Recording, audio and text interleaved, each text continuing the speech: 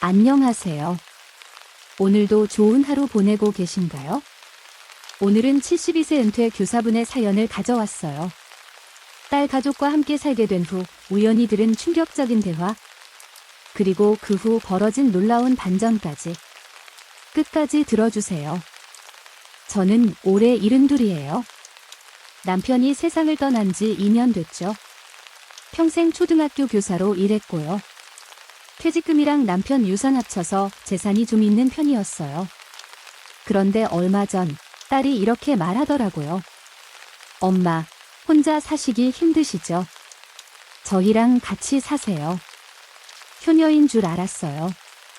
정말 저를 걱정해서 하는 말인 줄 알았죠. 그래서 딸네 집으로 들어갔습니다. 강남 대치동에 있는 제 아파트를 비우고요. 처음 몇 달은 정말 행복했어요. 손녀도 할머니 왔다 하면서 좋아하고요. 그런데 어느 날 밤이었어요. 화장실 가려고 일어났는데 거실에서 목소리가 들리더라고요. 딸하고 사위가 작은 목소리로 뭔가 이야기하고 있었어요. 엄마, 강남 아파트 지금 시세가 28억이래.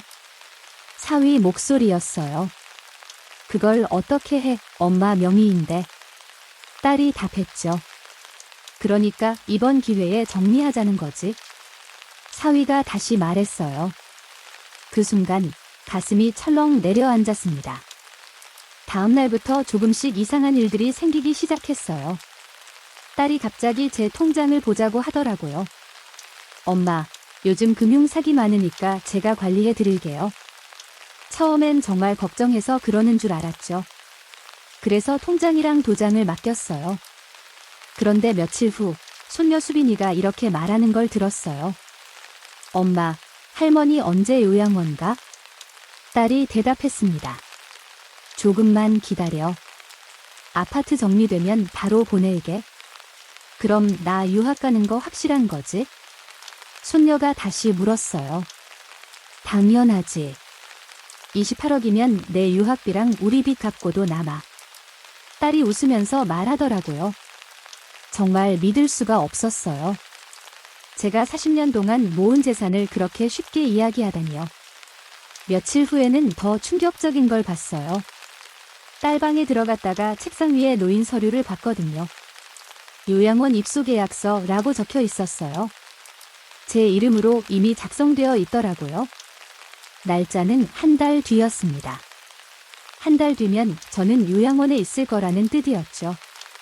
그 옆에는 부동산 매매 계획서도 있었어요. 제 아파트를 팔아서 빚 15억 갚고 나머지는 딸내가 쓴다고 적혀 있었습니다. 손이 부들부들 떨렸어요. 40년 교직 생활하면서 한 번도 이렇게 화난 적이 없었거든요. 저녁에 딸이 물었습니다. 엄마, 요즘 건강은 어때요? 혹시 어디 불편한 데 없으세요? 겉으로는 걱정하는 척이었지만 저는 알았어요. 요양원 보낼 핑계를 만들려는 거라는 거요. 일주일 후 더 끔찍한 걸 발견했습니다. 새벽에 화장실 가다가 사위방에서 불빛이 새어나오는 걸 봤어요.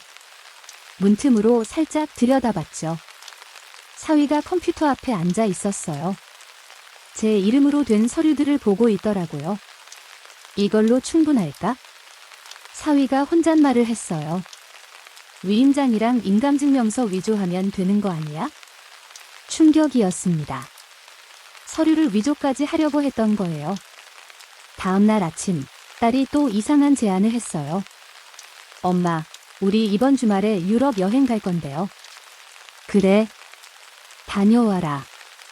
저는 평소처럼 대답했어요. 근데 엄마는 집에서 좀 불편하실 것 같아서요. 딸이 말을 이었습니다. 그래서 잠깐 요양원에 체험 입소하시는 게 어때요? 요양원 체험 입소? 그 말을 듣는 순간 모든 게 명확해졌어요. 여행 간 사이에 저를 요양원에 넣고 그 사이 아파트를 팔아치우려는 거였죠. 엄마, 거기 정말 좋대요. 프로그램도 많고. 딸이 계속 설득했어요. 우리 돌아올 때까지만 계시다가 나오시면 되니까요. 거짓말이었습니다. 한 번 들어가면 다시 못 나오게 할 생각이었던 거예요. 그날 밤 저는 딸과 사위가 또 대화하는 걸 들었어요. 이번 주에 엄마 요양원 보내면 바로 아파트 계약 진행하자. 사위가 말했어요. 응, 그런데 혹시 엄마가 나오고 싶다고 하면? 딸이 걱정했죠. 걱정 마, 요양원이랑 짜고 있어. 치매 초기 증상 있다고 하면 못 나와. 사위가 웃으면서 답했어요. 근데 엄마 멀쩡하신데 그게 될까? 딸이 또 물었어요. 요즘 노인들 다 치매 있다고 하잖아. 가족이 그렇게 말하면 의사도 믿어. 정말 치밀하게 계획한 거였어요. 저를 완전히 가둬버릴 생각이었던 거죠. 그때 저는 결심했습니다. 가만히 당하고만 있지 않겠다고요. 다음 날부터 저는 조용히 움직이기 시작했어요. 먼저 제자 중에 변호사 하는 애한테 전화했죠. 선생님, 무슨 일이세요? 태희야, 선생님 좀 도와줄 수 있겠니? 저는 모든 상황을 설명했어요. 선생님, 그건 명백한 사기죠. 바로 조치하셔야 해요. 태희가 분노했습니다. 그날부터 모든 걸 정리하기 시작했어요. 통장도 다시 제 관리로 돌리고 아파트도 금매로 내놨죠. 딸은 제가 여행 준비나 하는 줄 알았어요. 엄마, 짐 싸세요? 요양원 갈 준비하시는 거예요? 응, 그래. 저는 대충 대답했죠. 금요일, 딸네 가족이 유럽으로 떠났습니다. 엄마, 저희 다녀올게요. 요양원에서 잘 지내세요. 딸이 밝게 인사했어요. 손녀도 신나서 소리쳤죠. 할머니, 선물 사올게요. 하지만 저는 요양원에 가지 않았어요. 대신 집에 남아서 마지막 정리를 했습니다. 월요일, 아파트가 팔렸어요. 27억의 현금 거래였죠.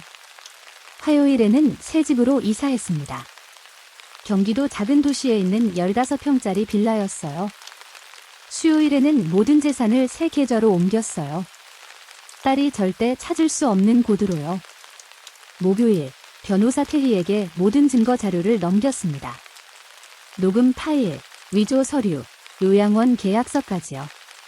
금요일 밤, 딸내가 돌아왔을 때는 이미 모든 게 끝난 후였죠. 딸한테서 전화가 왔어요. 엄마, 집이 팔렸다는데 무슨 일이에요? 울면서 소리치더라고요. 엄마, 저희 빚은 어떡해요? 15억이나 되는데. 저는 차갑게 말했습니다.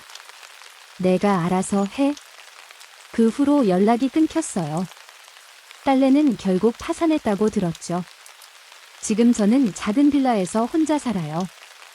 27억은 은행에 넣어뒀고 이자만으로도 충분히 살 수 있어요. 자유로워졌어요. 아무도 제 눈치를 안 봐도 되고 제 돈 걱정도 안 해도 되죠. 그런데 이상한 건요. 복수에 성공했는데도 마음이 텅 빈 것 같아요. 딸의 얼굴이 자꾸 떠올라요. 어렸을 때 제 손 꼭 잡고 학교 가던 모습이요. 이게 정말 제가 원했던 결말일까요? 가끔 그런 생각이 들어요. 하지만 후회하지는 않아요.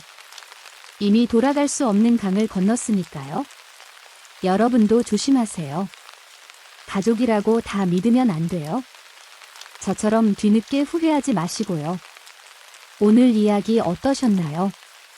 가족이라는 이름 아래 가려진 욕심과 배신, 그리고 복수 후에 남은 허무함까지. 여러분이라면 어떤 선택을 하셨을까요? 구독과 좋아요는 큰 힘이 됩니다. 댓글로 여러분의 생각도 들려주세요. 다음에 더 좋은 이야기로 찾아뵐게요. 감사합니다.